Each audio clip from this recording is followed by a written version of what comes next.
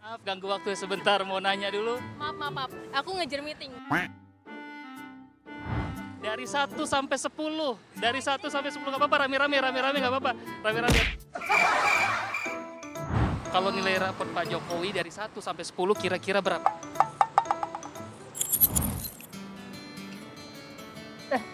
Sahabat RTV, saya tuh bawaannya lagi seneng deh kalau ngelihat nilai rapot anak saya. Karena setiap tahunnya nilai rapotnya ini semakin bagus. Jadi bangga kan? Nah, ngomongin rapot nih, sebentar lagi ada yang mau lulus loh. Tapi bukan lulus sekolah ya, melainkan lulus memimpin negeri ini. Siapa lagi kalau bukan Presiden Joko Widodo. Nah, kira-kira berapa ya nilai rapot Presiden Joko Widodo selama 10 tahun memimpin tanah air di mata masyarakat? Yuk, kita cek.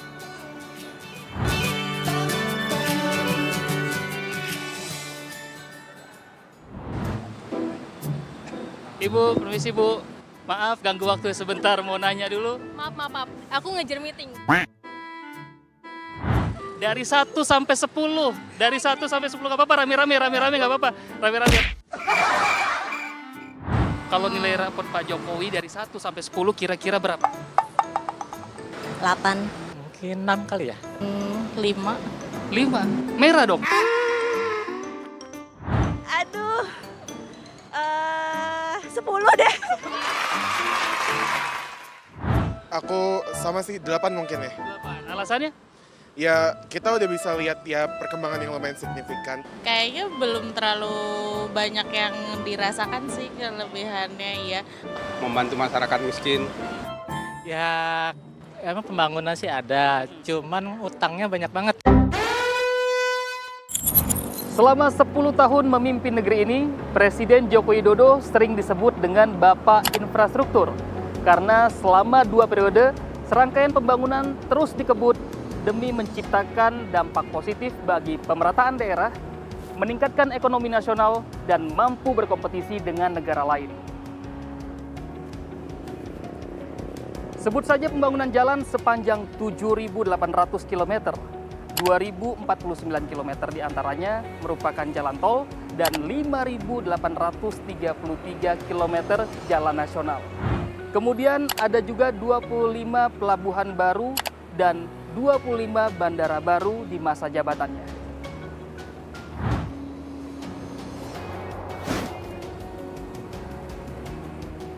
Indonesia juga menjadi salah satu dari sedikit negara yang mampu menunjukkan ketangguhannya di tengah ketidakpastian global, seperti terjaganya pertumbuhan ekonomi sebesar 5%, terkendalinya inflasi di angka 2 hingga 3%, serta menekan stunting dari 37,2% di tahun 2014 menjadi 21,5% di tahun 2023.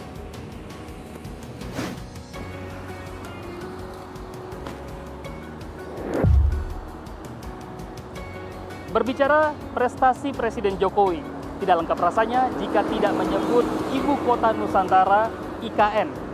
Di tengah kontroversi pemindahan ibu kota, IKN mampu mengurangi beban Jakarta dan membuka peluang baru bagi pertumbuhan ekonomi dan investasi di daerah sekitar IKN. Di Kalimantan Timur saja, efek ekonomi terasa jelas. Kota-kota di sekitar IKN melampaui pertumbuhan ekonomi rata-rata nasional di angka 5,05%. Jika tadi kita sudah bahas kelebihannya, nah kira-kira apa saja kegagalan selama 10 tahun kepemimpinan Jokowi? Sempat diklaim mampu menekan tingkat kemiskinan, namun tingkat kemiskinan belum sesuai dengan target yang dibuat dalam Rencana Pembangunan Jangka Menengah Nasional (RPJM). Di tahun 2015 misalnya, tingkat kemiskinan yang ditargetkan bisa ditekan hingga 10%, tapi faktanya masih berada di 11,22%. Begitu juga dengan 4 tahun berikutnya, yakni di tahun 2016 hingga 2019 periode pertama. Pencapaiannya masih meleset dari target. Sedangkan di periode kedua, tidak ada target penurunan tingkat kemiskinan. Target baru ditetapkan di tahun 2024 ini dengan angka 6 hingga 7%. Tapi lagi-lagi faktanya tidak sesuai dengan target. yakni masih berada di 9,03% hingga Maret 2024 lalu. 10 tahun menjabat, Presiden Jokowi tampaknya belum mampu mengurangi angka pengangguran. Justru sebaliknya, jika di tahun 2014 angka pengangguran hanya 5,9%, tapi di tahun 2023 jumlahnya naik menjadi 6,49%. Memang ada banyak faktor, khususnya saat pandemi. Tapi faktor utamanya ialah minimnya lapangan pekerjaan bagi warga. Di balik sejumlah keberhasilan Presiden Joko Widodo yang hampir sempurna, di akhir masa jabatannya, Presiden Joko Widodo justru menciptakan kemunduran reformasi hukum. Mungkin kalian semua udah pada paham kali ya, tanpa harus kita ulas. Nah, sahabat, warga tentu berharap keberhasilan yang sudah diraih oleh Presiden Joko Widodo dapat dilanjutkan kembali oleh Presiden terpilih Prabowo Subianto. Dan juga kegagalan yang ada, semoga segera diperbaiki oleh Pak Prabowo agar bangsa ini lebih besar, semakin sejahtera, dan terus bersaing dengan negara lain. Saya Oscar Haris dan juru kamera Feba Alexander. Sampai jumpa.